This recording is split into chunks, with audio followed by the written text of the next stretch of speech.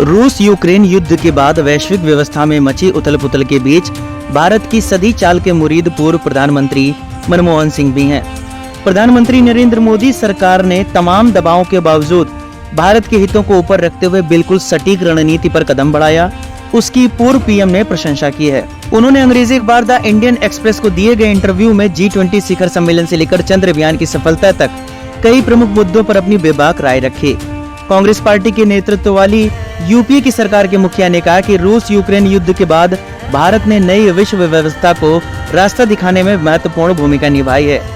2004 से 2014 के एक दशक तक भारत के प्रधानमंत्री रहे मनमोहन सिंह ने कहा कि वो भारत के भविष्य को लेकर काफी आशावादी हैं, चिंता बहुत कम है। हालांकि उन्होंने यह भी कहा कि भारत का भविष्य सामाजिक सौहार्द की मजबूत नींव पर खड़ा होना चाहिए। मनमोहन सिंह ने भारत की अध्यक्षता में G20 के शिखर सम्मेलन को लेकर दिल छू लेने वाली बात कही। उन्होंने कहा, मैं बहुत खुश हूं कि भारत के जिम्मे G20 की अध्यक्षता का मौका मेरे जीवन काल में आया और मैं भारत को G20 शिखर सम्मेलन के लिए आ रहे विश्व नेताओं की मेजबानी करते हुए देख रहा हूं। उन्होंने यह भी कहा कि विदेशी नीति का घरेलू राजनीति पर असर होता है, लेकिन यह संतुलित होना चाहिए। उन्होंने कहा कि कूटनीति और विदेश नीति का उपयोग दलगत या व्यक्तिगत राजनीति के लिए नहीं किया जाए।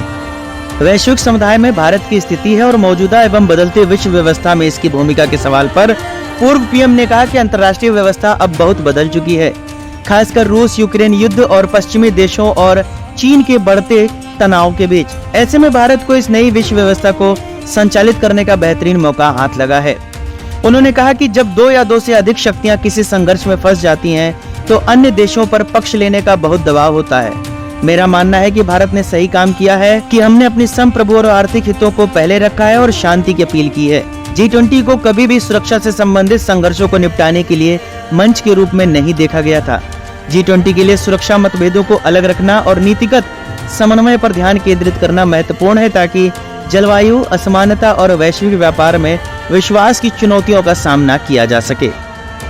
विदेशों से संबंध को लेकर पूछे गए एक सवाल पर पूर्व पीएम ने कहा कि वो पीएम मोदी को जटिल कूटनीतिक मामलों से निपटने को लेकर कोई सलाह देना उचित नहीं समझते हैं। उन्होंने चीनी राष्ट्रपति शी जिनपिंग के G20 समिट में भाग लेने नई दिल्ली नहीं आने को दुर्भाग्यपूर्ण करार दिया। उन्होंने वास्तविक नियंत्रण रेखा यानी LAC पर चीन के साथ जारी तनाव पर कहा, मुझे उम्मीद और विश्वास है कि प्रधानमंत्री भारत की क्षेत्रीय और संप्रभु अखंडता की रक्षा के लिए और द्विपक्षीय तनाव को कम करने के लिए सभी आवश्यक कदम उठाएंगे। चंद्रयान 3 की चंद्रमा के दक्षिणी ध्रुव के पास सॉफ्ट लैंडिंग पर खुशी का इजहार करते हुए पूर्व पीएम ने इसरो की क्षमता का गुणगान किया।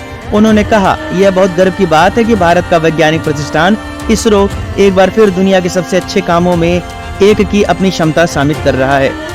पिछले 7 दशकों में विज्ञान के प्रति समाज में रुचि पैदा करने और संस्थानों का निर्माण करने के हमारे प्रयासों से जबरदस्त लाभ हुआ है और हम सभी को गौरवान्वित किया है। मुझे वास्तव में खुशी है कि 2008 में लॉन्च हुए चंद्रयान मिशन ने नए आयाम गढ़े हैं और वह चंद्रमा के दक्षिणी ध्रुव पर पहुंचने वाला पहला मिशन बन गया है। इसरो के सभी महिलाओं और पुरुषों को मेरी हार्दिक बधाई। जैसा कि प्रधानमंत्री नरेंद्र मोदी ने इस बार स्वतंत्रता दिवस समारोह के मौके पर दावा किया कि भारत अगले 5 वर्षों में दुनिया की तीसरी बड़ी अर्थव्यवस्था बन जाएगा, पूर्व पीएम मनमोहन ने भी इसका समर्थन किया। उन्होंने यहाँ तक कहा कि भारत अगले दशकों में सर्विसेज के साथ साथ मैन्युफैक्चरिंग और प्रोडक्शन पर जोर देकर दुनिया की एक आर्थिक महाशक्ति बन सकता है। उन्होंने कहा, कुल मिलाकर मैं भारत के भविष्य के बारे में चिंतित से अधिक आशावादी हूँ।